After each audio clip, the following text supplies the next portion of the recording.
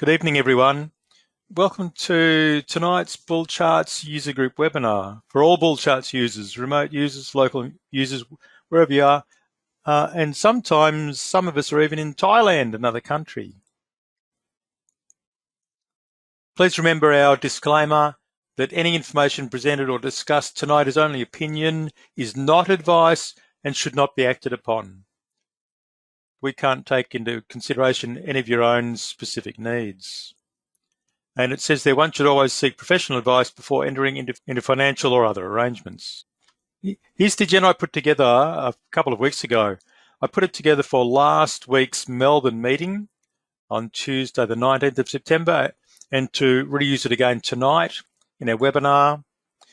And I thought that following on from last month's discussion, talking about moving averages and moving average crossover and trend trading, and thinking about writing a scan to find stocks that have got potential buy triggers or setup conditions using the things we've talked about, what I've often referred to as bullish observations.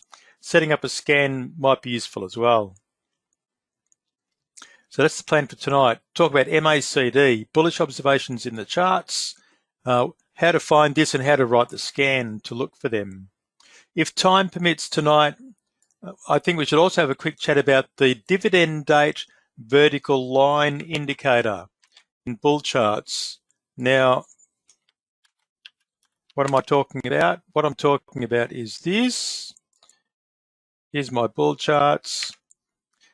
This dotted vertical line here, two red ones, and these text comments on the chart. We had a brief discussion about these last month and discovered that there's actually a couple of indicators that can cause confusion, and I've actually customized mine to include some extra text. So happy to go over that tonight and clarify any of the misunderstandings that we might have had last month. Last week in our Melbourne meeting, this is what took place. We talked about MACD, looking for various bullish signals. I made some notes, put a chart in there, showed AGL. We looked at AGL a month ago and looked at this breakout and then the up 64% or thereabouts over 18 weeks. We looked at that with moving averages. This is the same chart again, but this time using MACD.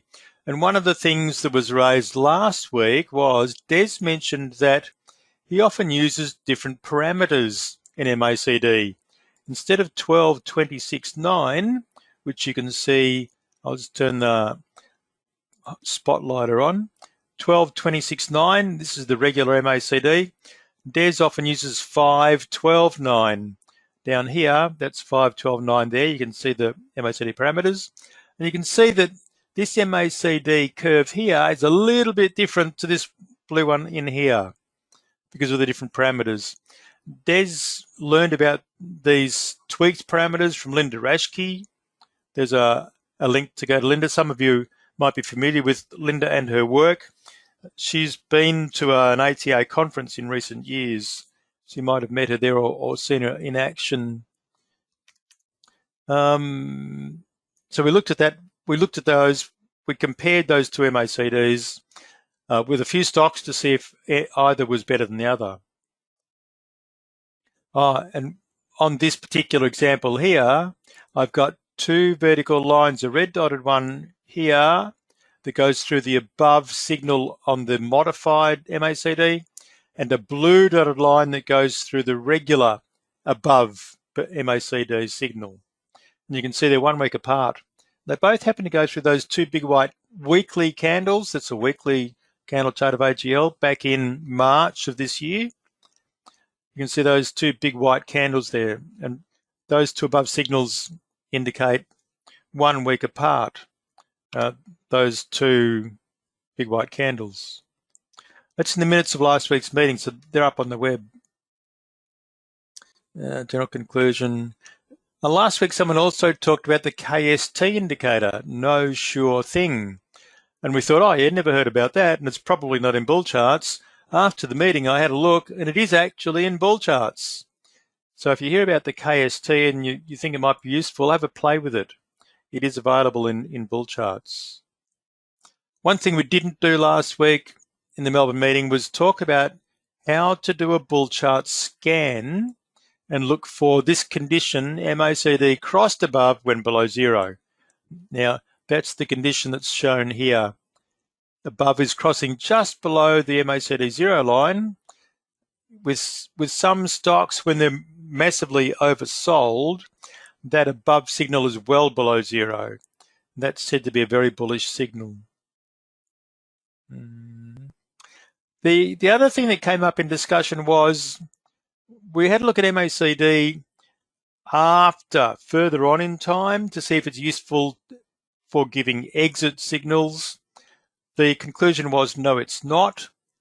And we actually saw with some stocks that MACD crossed above, went below zero, rose, and then went up and down, up and down, up and down over time, while the share price continued to trend or move sideways. And we wondered if there was any way to use it to flag a possible exit.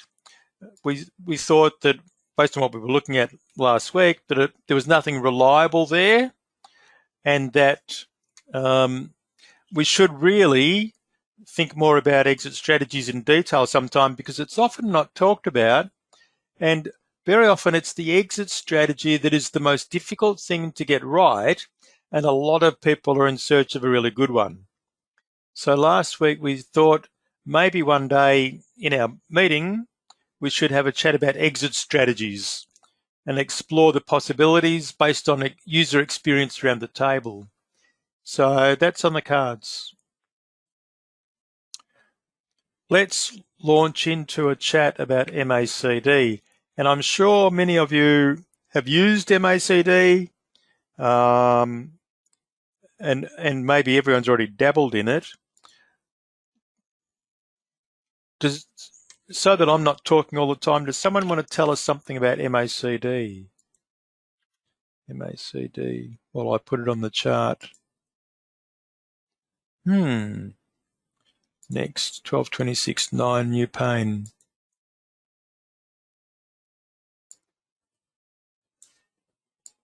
Maybe we should go to AGL.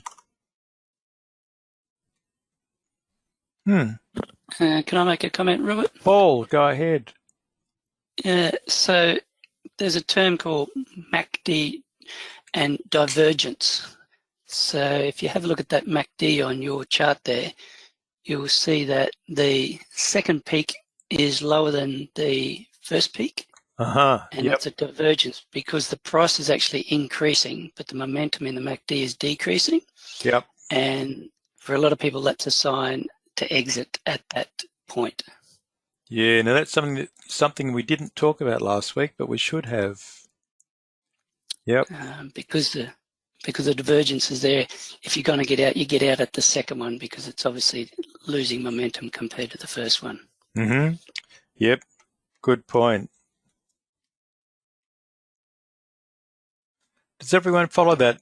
That notion of divergence applies to quite a few indicators, and is often overlooked. Robert, David here. Yes, David. Paul made a good point. I sometimes think, is it possible to put colour or fill into that indicator? Because that also shows, that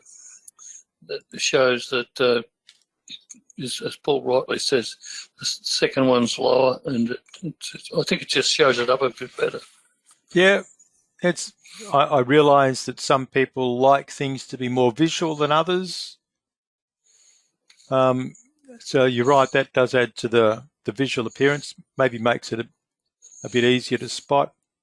And of course, when you've got the chart adjusted like this, so that the height of the MACD pane is not very high, it is difficult to tell how much one is higher or lower than the other. One peak is higher or lower. But if you adjust your pane like this, then it becomes a lot more apparent. And don't forget, if you've got several panes on your chart, I've got volume here and value traded, and MACD. don't forget you can easily stack the indicators one behind the other. Stack indicators using function key F3 or the menu option. Function key F3, and that stacks the three of them one behind the other. So down in the bottom left here, we've got the three tabs: volume, value, and MACD. Okay, so this is AGL, and we were looking at it, AGL last time, back in March. Here's March. We were looking at it to see if the MACD signal here, crossing above, would have been a good setup condition. And in fact, I'll put a vertical line here. There's a vertical line in this tool above, and I'll turn off the crosshair cursor. That blue line there is the zero line in MACD. I'll make it black. Maybe make it dotted just to show you that it can be done. There's MACD 0. Even though on the right it got labelled as E minus 2147, minor rounding error. So up here, if we change this and have a look up here, we've got congestion zone here, two big white candles. They're the two that we mentioned. This is a daily chart, not weekly. Those two big candles there. And if we have a look at volume for a minute, volume, did it increase? There's one volume bar here with that first candle that's a bit bigger, twice as much as most of these others. This one was even bigger, but that's a little black candle. Volume, possible breakout above resistance here at about, what's that, $7.20, roughly. And the MACD, that could have been a good signal, crossing above when below it's 0. Now, how does it look on the weekly chart? Let's flick to weekly. There's those two big candles. Here's that 5-week congestion. And MACD was about to cross above as these two curves narrowed, converged on each other and crossed above.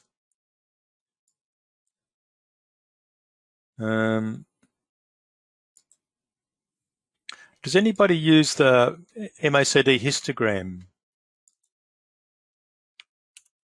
Well, we've got this before we move on to something related. Histogram. Yes, I do. Value, MACD display, merge with scale. Tell us, Paul, how it can be useful for us. Yeah, so when you've got it there, there's a couple of different ones you can use. You can use it by itself, or you can use it with the actual MACD. Yeah. That one there, you can see that when it's pink, it's actually below that 0 line. Yeah. And when it goes above, it starts to go above. And it's just easy to see trends in the histogram. And we're talking about divergence. The divergence is much more obvious on the histogram than it is on the actual MACD. If you have a look at the peaks at the bottom of that histogram where that divergence is, it's much easier to see on the histogram than it is even if you squash your chart down a bit. Just accentuates divergences. Exactly how? Because there's so many bars there, I'm wondering which ones to look at. The peaks.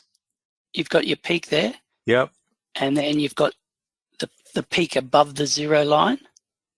If you draw it from that peak to the peak above the 0 line, yep, you'll see that the divergence actually comes a fraction before the MACD itself.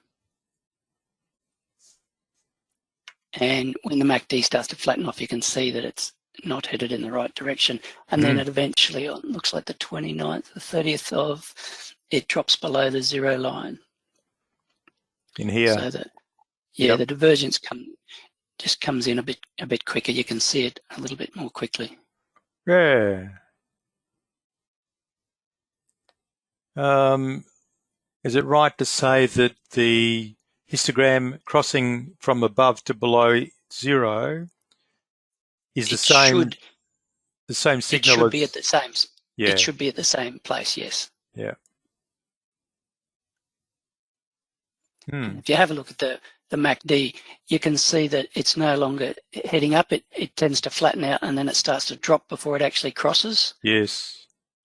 Which is the momentum dropping off and then at the cross. And as I said, that the divergence shows that quite clearly because it keeps going in a downward trend. Yeah. Yep. And if anyone's having trouble seeing the histogram bars, I can make them thicker.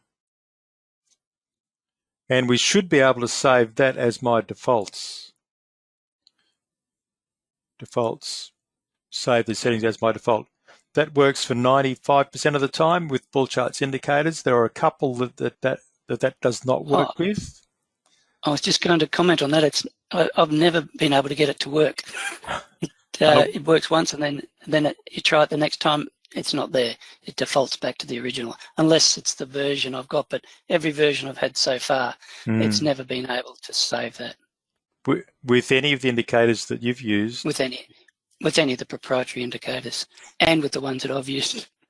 Ah, okay. I found that it works with some of the drawing tools, like the line interval and the ellipse and things. It works with them. Maybe there's something wrong with the indicators. Yeah, it just doesn't work with the standard indicators. Yeah, okay. You do it and you think you've got it right, and then when you come in, it reverts back to, and you've got to redo it all over again. Okay, I'm just making a note. That's something I should write to Brendan about. Because that sort of thing has been raised before, indicator default. As long as, I think I've been in this 10 years, and ever since it's been a problem. Yeah, okay. All right, very good. Histogram, divergence. Okie dokie, let's do a scan. Take the two moving averages off. It's a distraction. Take away the crosshair cursor. That crosshair cursor, in case you're wondering, is from the menu here, View, crosshair cursor, or use the keys Control, Shift, and X. And that's what I've been doing. I'll just go Control, Shift, X with my left hand. Control, Shift, X to turn it on and turn it off. Let's have a look at some scans, how to set up a scan to do this. Scan. Now, are there any already here? There's, by default, how many are there? I think there are 70 scans. No, it was 140. I can't remember. A whole bunch of scans here. The top ones I've categorized myself because I use them. Down here, we might have some categories that are useful. Breakouts. Anything that mentions MACD? Don't know. I don't think so. Multiple moving average, stochastic, dividends, gaps, highs and lows, Ichimoku, indexes by market cap, they're mine, indicators, liquidity, they're mine. MACD above sample, there you go, MACD cross above. We've got one. MACD above is true anywhere in the last 10 bars. Yeah. That's cheating, isn't it? I need to show you how that works, and the thinking that we've got to do to work out how to put this into a scan starting from scratch is to have a look at the condition we're after. And if what we're trying to achieve is something like what we can see down here, that is MACD crossing above its signal line. Remember that solid line there is MACD, and the dotted line is the signal line. Now, this is purely academic, and maybe it's not of great interest to anyone. Does MACD use simple or exponential? Can't remember. Let's try simple. If I put a 12-period... Exponential. Thank you, Leonie. Exponential. Thank you. If I put a 12-period exponential moving average on the price, up here, and also a 26-period exponential moving average on the price, they're both coloured blue, then have a look at the distance between them at any one point. If you were to measure the distance between them, then that's how far it is from the MACD 0 down to the MACD line. Now, up here, let's just do one, just to prove that I'm not fibbing. We want dollar amount on value. Let's say from here to here, it's about 32 cents. So down here, that should be the value of this MACD point, 32 cents. And if we look in the right margin, it's about 32, 33 cents from 0 to here. So the distance of that MACD line is the distance between these two moving averages. And you can see when MACD itself crosses above its 0 here, that's where these two moving averages cross. So that's how that solid line, MACD solid line, comes into being. It's the difference between these two moving averages. So when these two moving averages are falling, MACD is falling. When they turn up, MACD turns up. When they're getting closer together, MACD is getting closer to 0 until they cross. And the dotted line, the signal line, is the 9-period moving average of that first one. Hopefully that makes sense to everyone. And we don't need this anymore, so take that off. Now, for the scan, what we want to do is find MACD when the MACD crosses above its signal line. So let's write a scan. Scan name, MACD, that's how you spell crossing. Crossing above when below 0, when below its own 0. And by carefully putting something in here, I can make this scan appear in this list on the right-hand side in Scan Manager. Demo for B-Card webinar. In case I forget how this has come about, September 2023. I'm going to apply that to save those changes. Let's go, securities. I'll be checking this across my liquid list, 670 stocks. And in terms of scan criteria, if anyone has not seen us write a fresh scan before, there's no criteria listed here.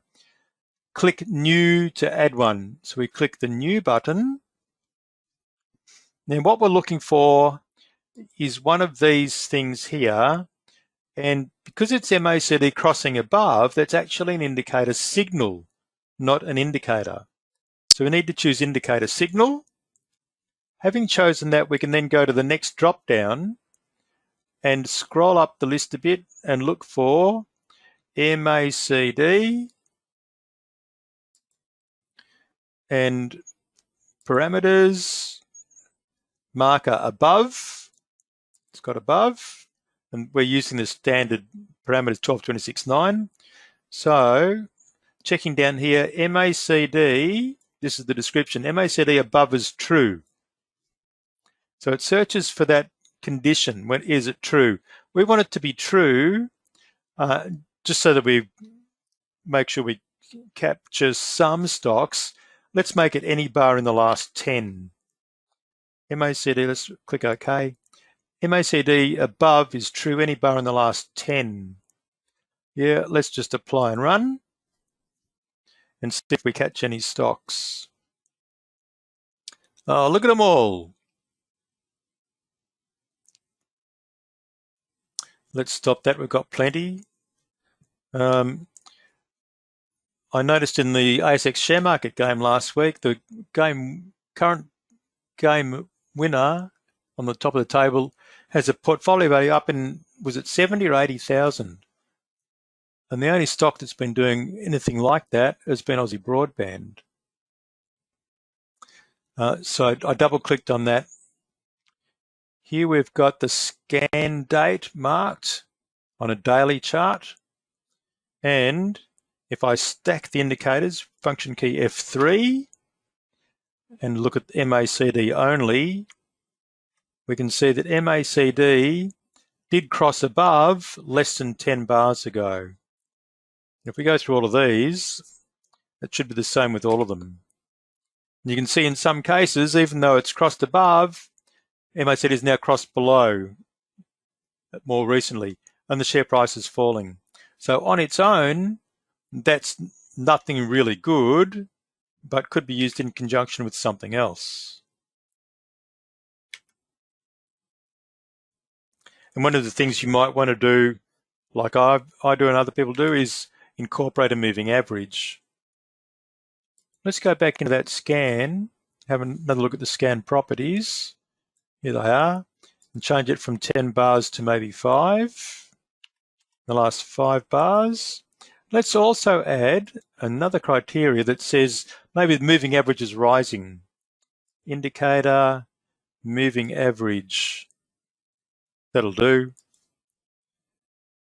Is rising, well, where's rising? Has increased.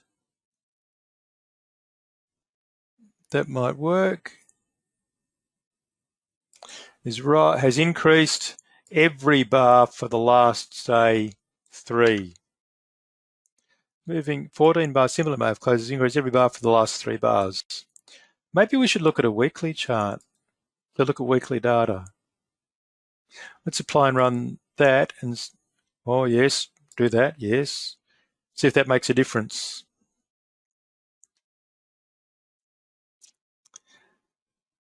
Well, that's an interesting chart. AAA, yes, an ETF. While the scan is still running, down the bottom it says found 4 from 81, 13% through. So Air New Zealand, take off the dividend indicator. There's the scan date, partway through the week. And we want to see MACD. MACD crossed above within the last 5 bars, and the moving average is rising. So what we've seen here is that MACD crossing above when below 0 is a good indicator to use, but we can add other criteria to it, such as moving average. Are there any questions while we're waiting for this scan to finish? And I'll skip through these. Yeah, I've got one, Robert. Can you have it, the original thing you had where it's crossing above, if you have it also below 0, so crossing above but below the 0 line? Yep. Leonie, good question. Thank you. I was thinking about that and wondering if everyone was awake. So glad you raised that. I'll pull up the criteria again. Now, what we're looking for is for that above cross to be below 0. Let me think about that. We've got to add a criteria, new criteria. Yeah, MACD. MACD. Now, it's not the signal one, it's the MACD we want. So it's that curve. I'm not convinced this is going to tell us what we want. So since you're only buying the last 5. Let's turn off the MA for now, apply and run that, and see what sorts of results we get. And this is one of those examples, sample situation where if we're not 100% sure of exactly what we're looking for, then try it and see and fine tune and tweak the results and narrow in on what it is we're really after. Take off the dividend marker. So we're looking at weekly data again, and we've said in the last 5 bars, we want MACD crossing above. We also want the MACD below its zero, and you can see in this particular stock, it is below zero because those values are negative. Where's the zero line? It's right up there. There it is. That's miles below its zero. Yeah, so maybe that's a candidate. Let's quickly look at these others. I'll reset the scale down here. Reset scale. That's crossed above and below zero. ALS, ALQ. Same. Atlas Arteria. Oh, goodness. That's not very healthy. Hope no one's but you've got the crossing above, but then a number of the ones you looked at then cross below, so that makes them useless. Yes. Alec, you're right. If I go back into the scan criteria again and re-enable the rising moving average and try again, then I'm guessing that will rule a number of those ones out. Yeah, Robert, the other thing is you've got 5 days, but it's actually 5 weeks because you're on a weekly scale. Correct. So yes, it's actually dropping below in 5 weeks. And as I said, if you did it in daily, it would be a different story. It'd be a trade within a week rather than within 5 months, 5 weeks. Okay, so let's look at daily because I think that's a good idea. Daily data, and leave the parameters the same, 5 bars. And MA rising for 3 bars. Is that enough on the daily chart? We can try it and see. Yeah, and then 5 days is basically 1 week of trading. Yes. And 5 is also a Fibonacci number.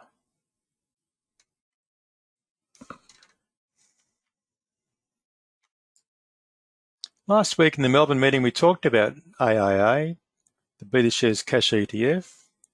Does anyone trade it or hold it for the dividend? Apparently it pays dividend monthly.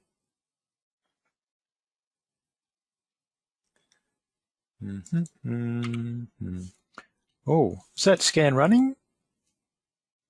Found one from 400. That's not very good, is it? Magellan Financial Group.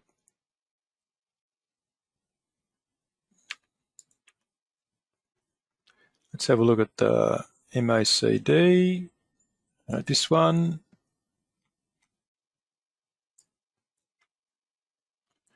That crossed above and then below again.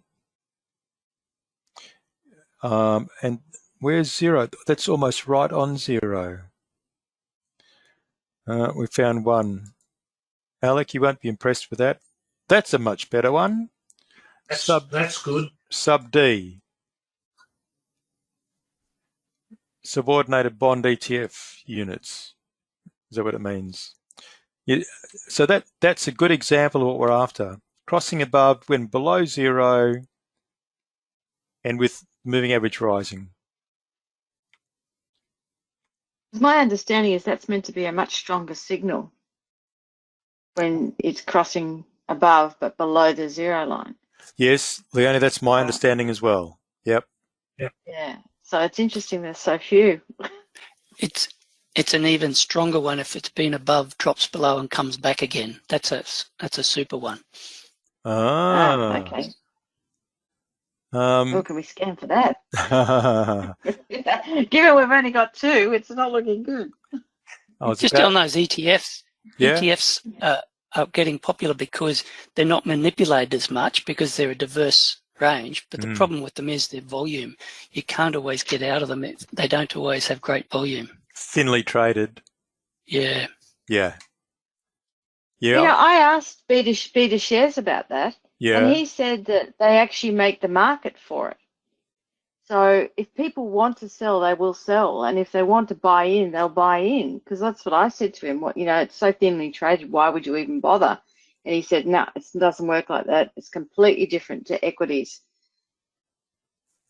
So that's just the beta shares people do quite a lot of webinars on it, and anyway, I did ask that question. That was his response. So there you go. Okay, so Leona, let's think about that for a moment. Given that they make the market, if someone wants to trade, they will allow the trade.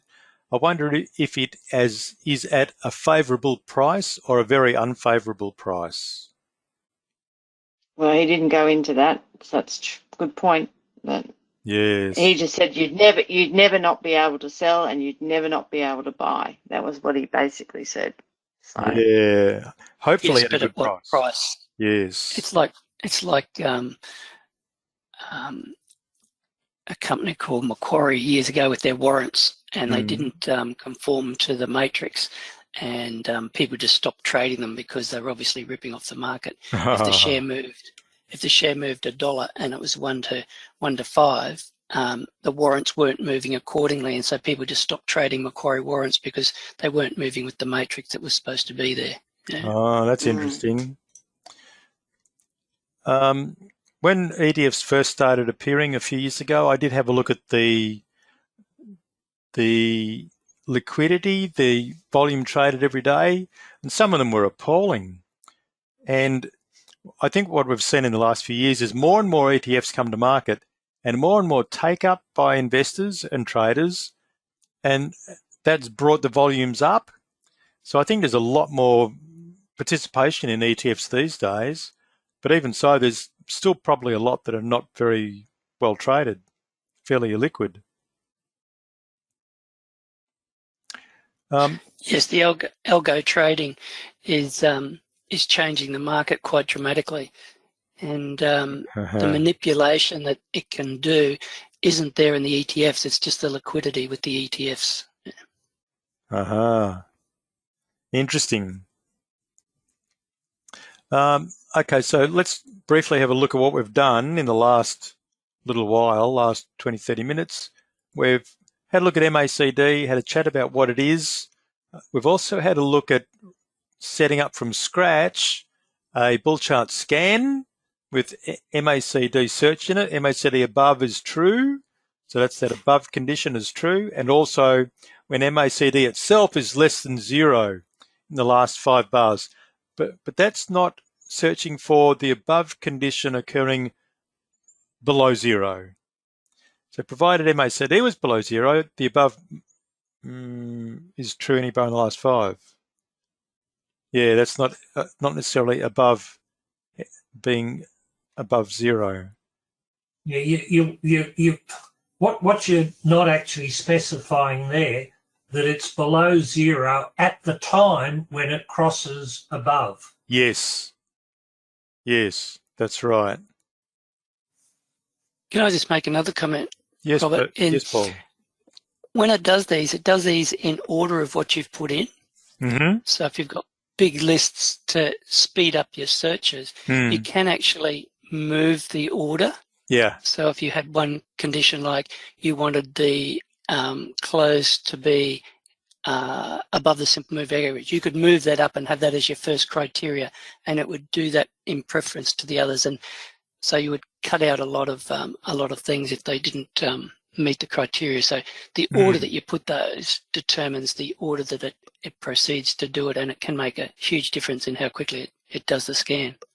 Yeah, Paul, that's a very good point and a good tip for anyone who does have a scan with quite a few criteria listed in it. If you carefully think about the criteria and put the right ones towards the top of the list that are more likely to fail early, then that'll help the scan run significantly faster.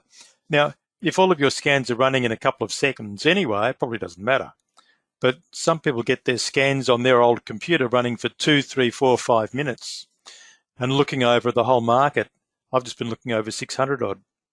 So if you're interested in tuning your scan to run faster, that's a good way to do it. Yeah, Paul, thanks for that. Robert, if I can just add to that as well. Yes, Alan. I was having a lot of trouble with my scans running very, very slowly, several minutes at times. And after talking to Brendan, he suggested that I get a solid state drive to hold the databases. Mm-hmm. And when I did that, everything's running in a matter of seconds now. Mm. A massive improvement. Yep. Yeah, that is something Brendan's been advocating for quite a while. A solid state drive can do that. I installed a solid state drive for the same purpose, and I found it improved my scan performance up to a point, and then it wouldn't run any faster when I expected it should run faster. And what I found was, and I was looking at my task manager, I found that my CPU was a bottleneck. So even though my solid state drive, which is this one, SSD, was very, very lowly utilized and always had spare capacity in terms of utilization, the CPU was maxing out. Yeah. So I thought, okay, so I need to buy a new CPU. And I thought, no, that's it. I'm just going to put up with this one for a while. But no, you're right. Solid state drive is a good first step. And for anyone not sure about how to go about doing that, there are two steps involved. One of them is to get the solid state drive and install it. And that's something I'm not prepared to talk about tonight because there are too many ifs and buts and possibilities. But then when it comes to moving the database, if you go to your BullCharts preferences and down to databases, you can see where your database currently is. Mine's currently on my E drive, which is my solid state drive. And clicking on the change option here, instead of view location, click on change. And the BullCharts option allows you to go through a process of changing the location. And I've got to stop and think about this. Does it actually move it for you? Maybe it does. I can't remember. I've only done it once in the last 10 years. But yeah, all of that's doable. Robert, can I just comment on the installing the solid state drive? Yes, Alan. I decided not to install it. I got a portable drive and connected it through the USB. Took all of about 10 seconds. Oh, that's interesting because the USB interface, I think, in terms of data transfer rate, is not as fast as installing an SSD directly into the motherboard. I agree, but the improvement that I got for the simplicity of doing it was really a good payoff. Yes. Yeah, that's interesting.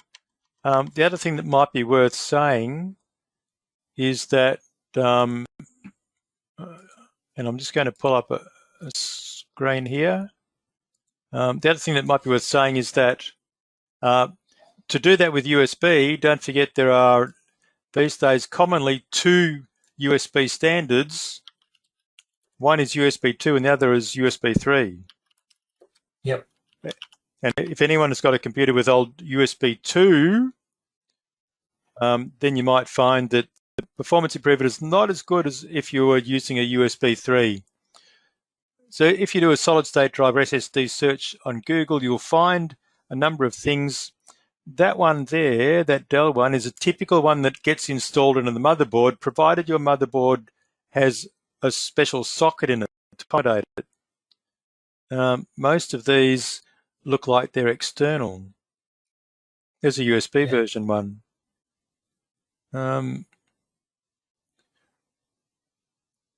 Yeah, I installed one like that Samsung one that was on your screen a moment ago, wherever it was. There, right.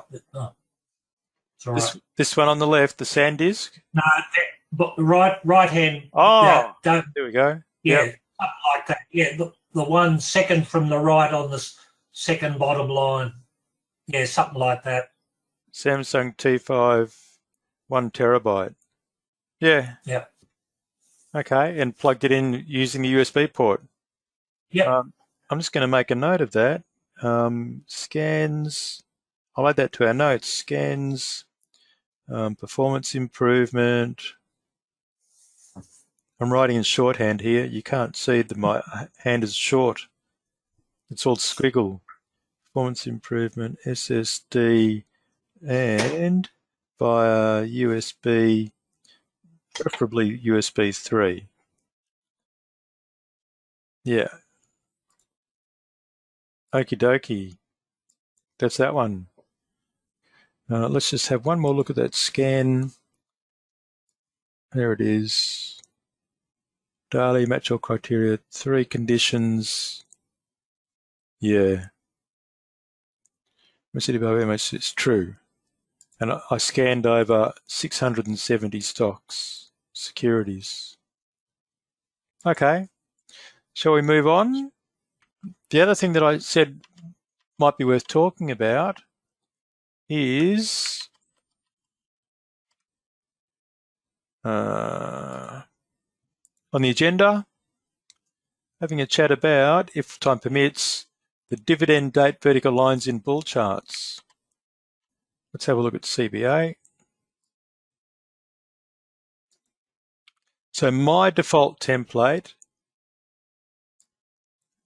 uses this indicator.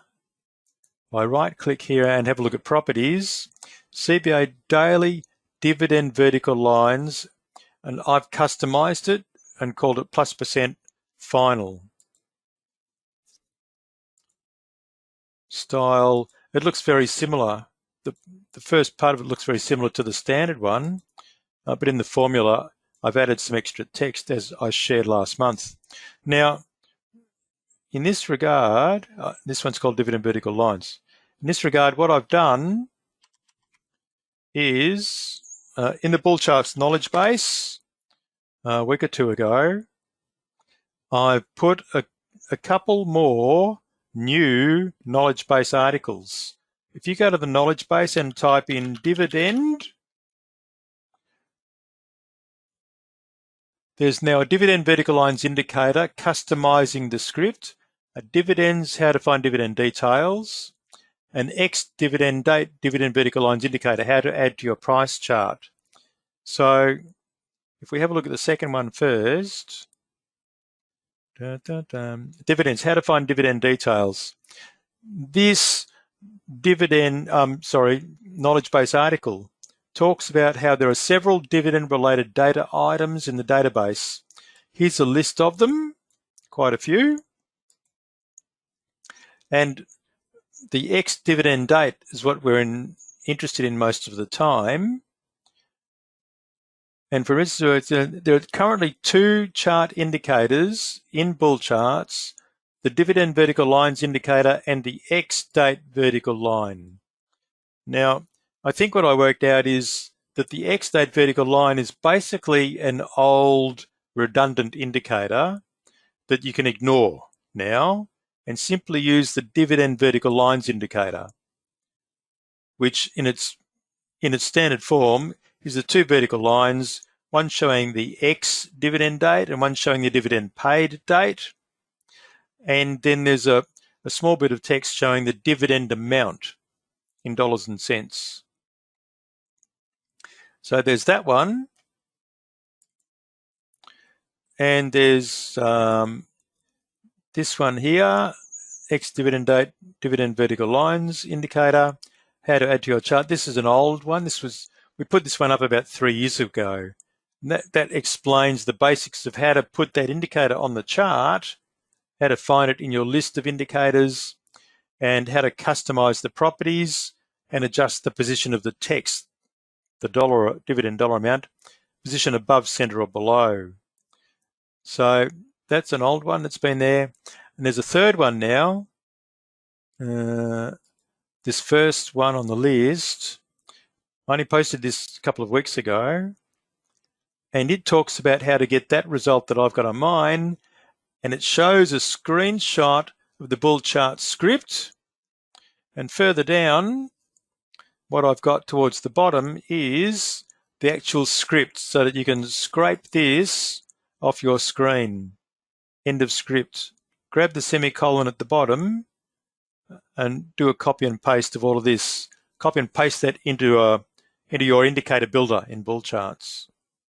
And that's all the script that you'll need. Or have a look at this version and see how it differs from yours. There's not much difference. I've added comments in here. They're in green. Most of the changes is this block down here that adds a bit of text. but that's that. So where are we? Let's just have a look. One of the indicators, both indicators, one of them, indicators, all indicators, is dividend. No, one thing to be careful of is there's dividend vertical lines here, plus my customized ones. And if we scroll further down, there's the X date vertical line. Now, one of those is a standard or supplied indicator. The other ones are customized ones that I've played with. Now, you can ignore the XDiv ones because they're basically redundant now. I should delete them perhaps. Dividend vertical lines is the standard one. And the one I'm using these days is this version. Maybe I should delete the old ones. Now, I'm waiting for someone to ask, how do you tell the difference between a standard supplied one and a custom indicator? There you go.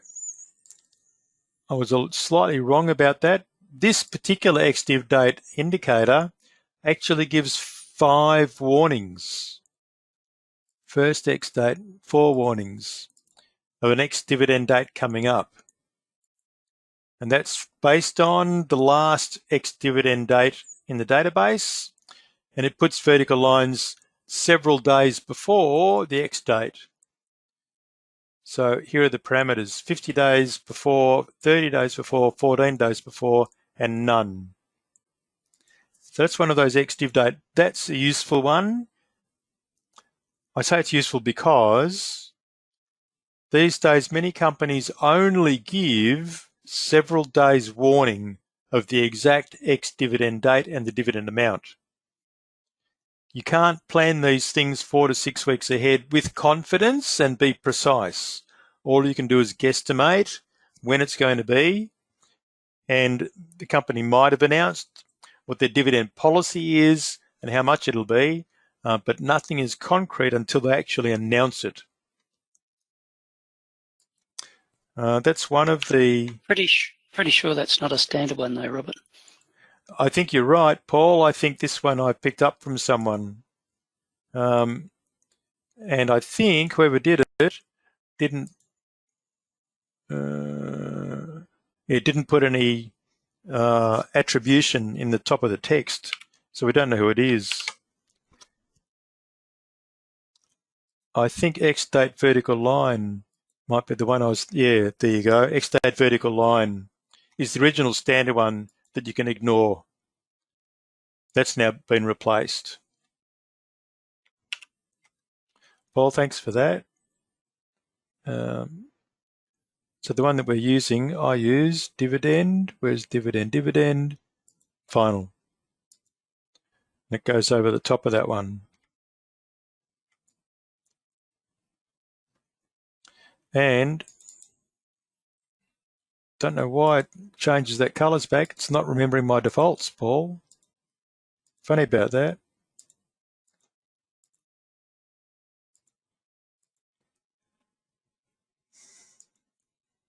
And I can delete the other one. Don't forget, if you want to delete, see, I've still got that other X dividend indicator under this one. I can tell if I go to Layer Manager, I can see here, I turn all of them off.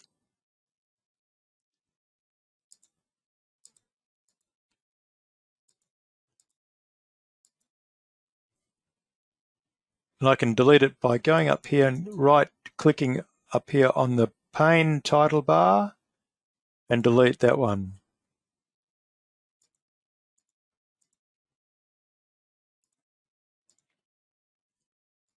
And restore the original. Hopefully that's not confused everyone. And hopefully anyone who was a little bit puzzled after last month, that's clarified things. If you have the dividend date there from now, yeah, leave it there, will it progress to the next dividend period, or does it just stay where it is? Okay, good question, Michael. what I'll do is I'll show you the fundamental. Now I've customized this again. I think it's fundamental report. Here's the fundamental report. That's another indicator. These are all of the fundamental data items in the BullCharts database. So for Commonwealth Bank, CBA, all of these data items are associated to CBA. Now, the information that's in here will only change every 6 months at most. So this is the latest information announced by the company. And if we look at the ex-dividend date here, it's got 16th of August. That will change in a few months' time when CBA announce the next ex-date details. Until then, that will stay unchanged. So in the database, there's only enough room to accommodate one set of all of these, to accommodate one ex-date, one dividend cover value, one of the PE ratio, and so on. The database can only accommodate one, and it's the latest available. Yes, so the important thing to note here is that once the dividend details are announced, and the latest ones for CBA have got the ex-date at 16th of August, once that's announced and that's in the database, then the date and the dividend amount and whatever for the previous dividend and the one before are all gone. Okay. They're not in the database, and we can't show them on the chart here. Now, the lesson there is that if you wanted to do that, then what you should do is, which sounds like what you've been doing, is either add a vertical line to the chart that goes on next dividend date, or add a comment, or maybe one of these little doodads, and put a little arrow there. Don't forget, with these arrows, markers, you can type in here something like 16 August 2023, CBA ex-dividend, and whatever else, and change the font size if you want it bigger. Every time I click on one of these, my computer thinks about it for a bit. Make it bigger, make it bold, change the border, fill the background. And provided I've got IntelliCharts turned on, that'll stay there. And when I change stocks and go away and shut down and come back, that will always be there. And I can put that on every time the ex-date comes up, so I can always look back at it. If I like a particular stock and I want to follow it, then that's one way to keep a track of the previous and the one before ex-dates. Okay. I'm just going to look at the agenda again. Let's move on. ASX share trading game. Is anyone playing the game? No. No. I started on the weekend when I saw what one of the players had actually achieved. I thought, oh, wow. I'll just show you. It was quite remarkable. View all rankings. Okay, so he's now got $95,000 as his portfolio value, and second place is only 81,000, 14,000 behind. And don't forget, he started with 50,000 about the 10th of August, 6 weeks ago. If we scroll down, you'll see that the person who's rated 100th has got 53,000. So someone at the top here is making significant progress, or they're cheating somehow. I wish we knew how. But that's quite significant. So the top 10 there have all got 95,000, 81,000, or 60-something. Then 59,000. Yeah, there you go. The only other things to do tonight, if anyone wants and we've got time, is to quickly look at some of the stocks that I flagged to look at last week. And the ones you might be interested in are what I flagged as dividend stocks. ASX watching, BCARG dividend. These are all of the stocks that I flagged a week ago. Oh, I shouldn't have double clicked on that, should I? That's a detailed watch list. We want the default template.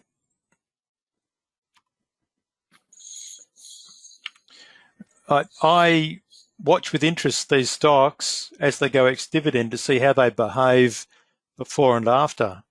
And there's, we could go back a couple of months and have a look, or have a look at those that have been going ex-dividend in recent last couple of weeks. What have I got here? All of those from 12th of September onwards. So some of these have fallen significantly. This one, during an uptrend, didn't fall on the ex-dividend date and then kept rallying. Regis Healthcare. PSC Insurance Group, Perseus Mining. I don't know if this is interest to everyone or not. IGL, falling. IGO, no. See, when I saw these, I thought it's probably not a good idea to try to harvest dividends short term when this is what the share price does around the dividend date.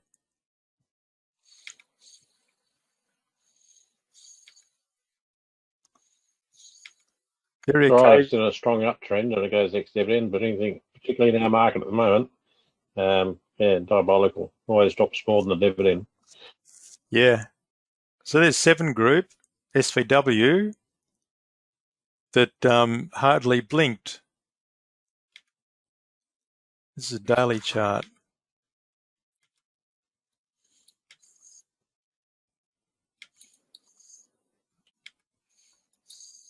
High risk game at the moment, trying to harvest dividends.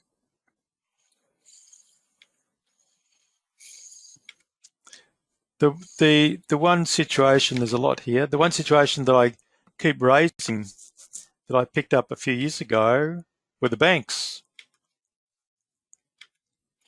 And we'll come back to the banks in a minute. All of these are woeful, but a number of these are downtrending into the ex-dividend date anyway. Like that one. That one's not. Oh dear. Nick Scarley today, Myer holding tomorrow. What will it do? Imdex. Ooh, Cedar Woods Properties. Next couple of days, later this week.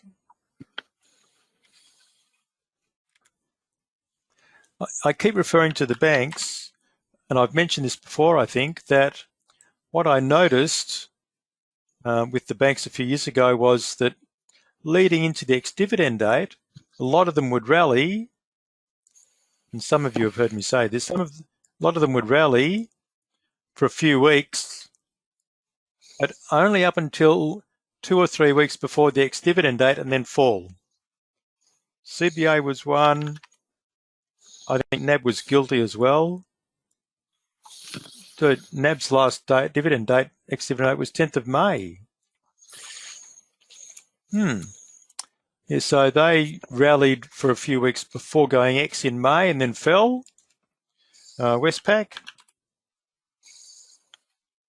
same, rallied for a few weeks from lows here, up 6%.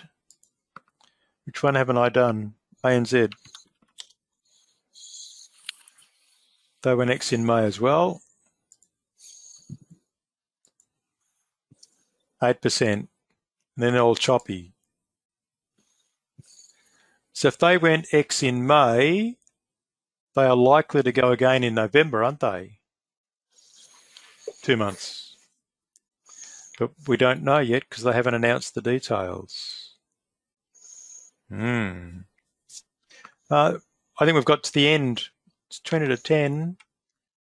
Robert, sorry to be a nuisance. Just a quick one. While you were talking, I tried copying that indicator out of the knowledge base, into BullCharts to set up those dividend vertical lines, Yeah. and I keep getting error messages.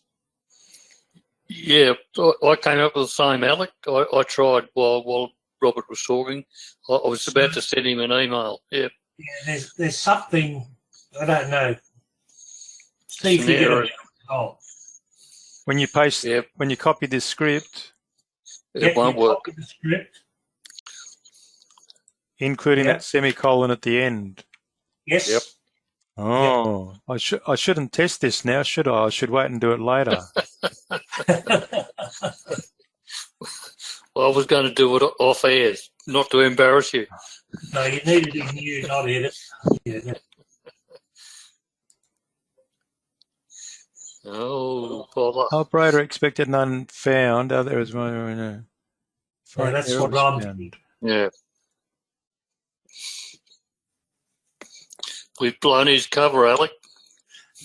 Sorry, Robert. we won't come next month. No, I'll pay you more money to come next month. What on earth could the error be? What's the error? Operator expected. Operator. If you click on yes, it might take you to the spot where the problem is. No, yeah, that's usually a colon, isn't it? The operation, that error is usually a colon or a bracket or something. The cursor is flashing down here, so it could be something to do in there. If on a skip security X date, comma, div.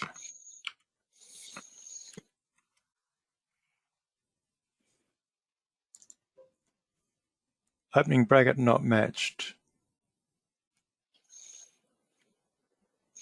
Oh, that's interesting. It's actually right. That very first if statement has got two left brackets, only one right bracket. Oh no, it's one at the end.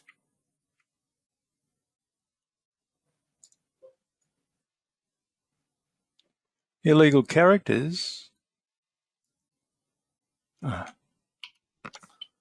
I've got a feeling it's that quotation mark. Maybe, Robert, go back to your actual indicator and copy the formula from there. It's got it there. It's fixed. There you go, it's fixed. Yeah, but you have to fix it in the knowledge base now.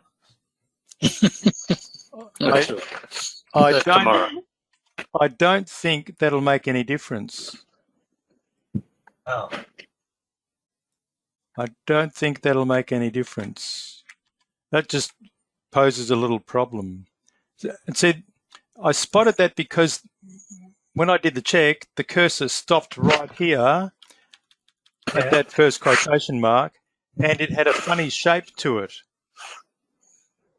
So what I was thinking was the underlying ASCII character for that quotation mark is different to what BullCharts is expecting, different to what I type. See, if I go back, I'll just do it again. If I copy one of those in, where's BullCharts?